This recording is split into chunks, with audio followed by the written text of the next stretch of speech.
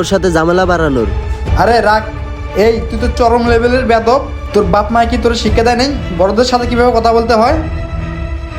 হ্যাঁ আমি বেদব, তুই জানোস না? এলাকা সবাই জানে আমি যে বেদব। এই সুলেমান, তুই কি জানোস না আমি কার ছেলে? তোর কি বন্ধু কে বলিস নাই? আরে ভাই বাদ দেন না, যেতে দেন। এই বাবু যাও তুমি। এই তুই চুপ থাক, করে না থাপড়ায় কানে দাঁত সব ফেলাই দেবো। এই তুই আমার থাপ্পড় দিবি কেন? এই বেটা, তুই কি আমাকে চিনস? আমার বাপকে এখনই কল দিয়ে আনতাছি। আমার বাপ এসে তোকে ফেসে ফেলবে।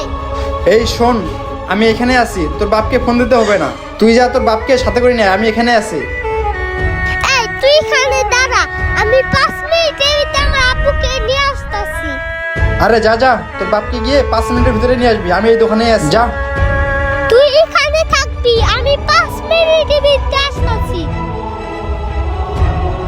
আরে ভাই বাদ দেন, ও হচ্ছে এলাকার মাতবরের পোলা, ওর সাথে ঝামেলায় না জড়ানোই ভালো ছিল। আপনি শুধু শুধু মনে হয় ঝামেলাটা একটু বাড়াইলেন। আরে তুই দেখছস ও কত বড় লেভেলের বেদব? ও আইয়া কাকার কাছে ব্যঞ্জন সিগারেট চাইতেছে, ওর বয়সটা বা কতটুক? আবার আমাকে হুমকি দিয়ে গেল, ওর বাপকে নিয়ে আসে বলে আমাকে পিচ্ছা ফেলাইবো। ভাই আপনি একটু শান্ত হন, চলেন আমরা এখন চা খাই। বলে